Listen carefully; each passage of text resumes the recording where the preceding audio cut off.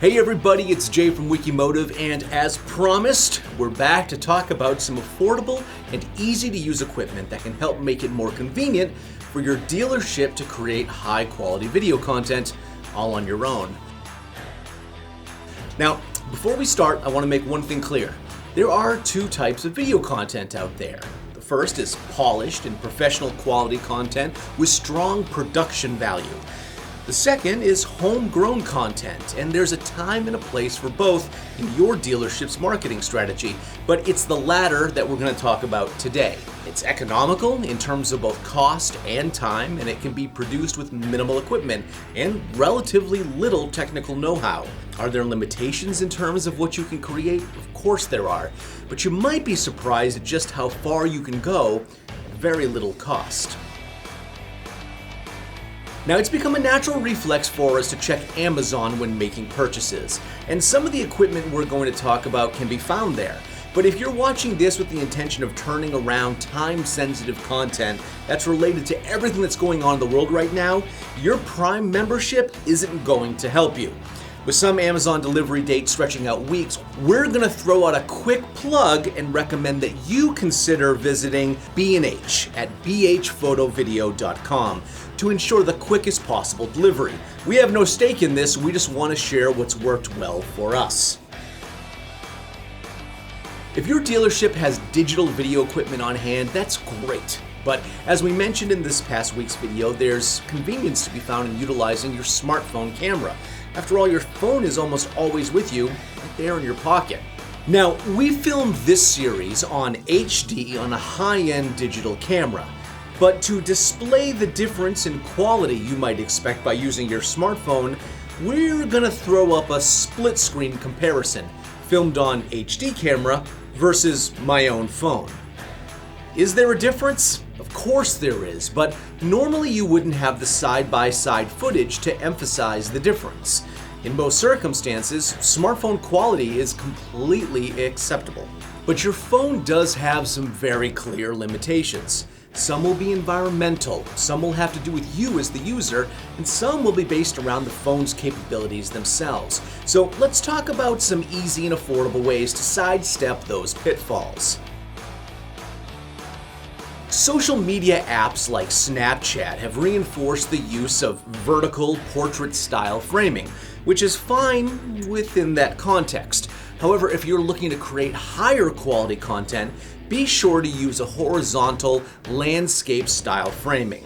This helps you to achieve a standard 16:9 aspect ratio and will help your content to look more polished. Also, make sure your camera lenses are clean.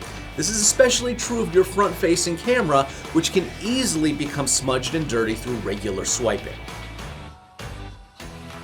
You will never regret the purchase of a good tripod and compatible smartphone mount.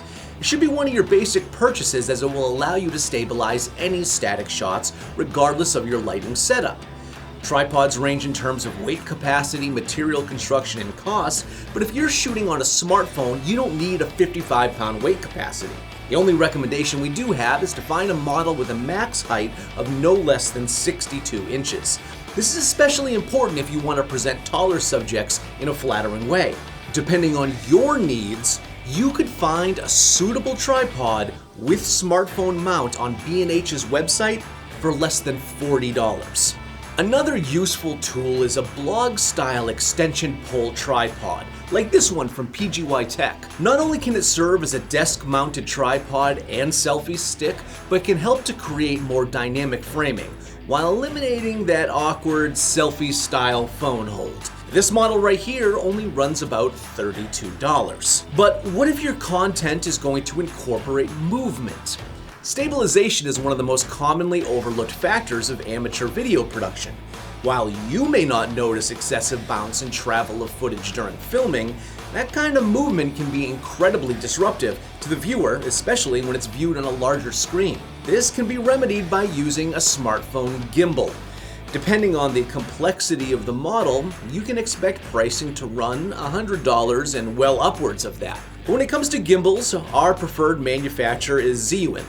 But you can find a wealth of in-stock options from them and DJI and other manufacturers on B&H's website. You can also get started without ever crossing the $140 mark.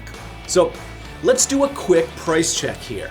To create a stable shot, you're looking at $72 and up, with the most expensive component being the 100% optional gimbal, which is only needed for motion shots.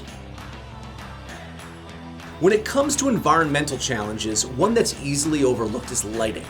It's not uncommon to look around your decently lit showroom or your lot during daylight hours and assume that you're good to go. It's a mistake that I've made myself, and while you're not expected to have professional quality lighting in all situations, if you're filming an important message, like the steps you're taking during the COVID-19 crisis, you might need to aim a little higher. Now, there are a lot of affordable options worth exploring when it comes to video lighting. From softbox lighting to LED lighting to the increasing popularity of ring lights that are used for vlog-style content, it comes down to finding the right fit for your filming style. Now, in these videos, we use green screen to put me in front of this fancy blue background. And that requires way more lighting than most of you would ever be using to create content for your dealership. So let's take a step out into the real world for a minute so I can show you options in a more realistic way. Okay, now if you're just looking to enhance the lighting on your subject or your overall shooting environment, there are a lot of options out there for LED lighting setups. Now, Neewer is a great supplier that we actually really have had a lot of luck with here. In fact, we're using a set of their NL660 dimmable 40-watt setups right now in this video. Now, they can be adjusted to have a warmer or a cooler temperature. They also can be powered either by a plug or by batteries, which makes them incredibly convenient because they are mobile. To give you a sense of the impact that lighting can have, here's a look at me with the lights on and off.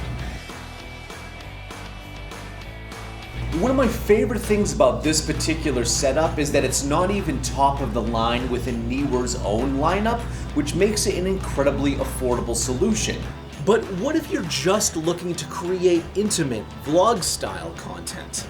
Ring lights are perfect for this, and since they're designed for ease of use, most of them have this easy cell phone mount that's installed as well. Now, there are a variety of sizes and styles out there, but the 18 to 20 inch range, which is bigger than this one, offers great versatility.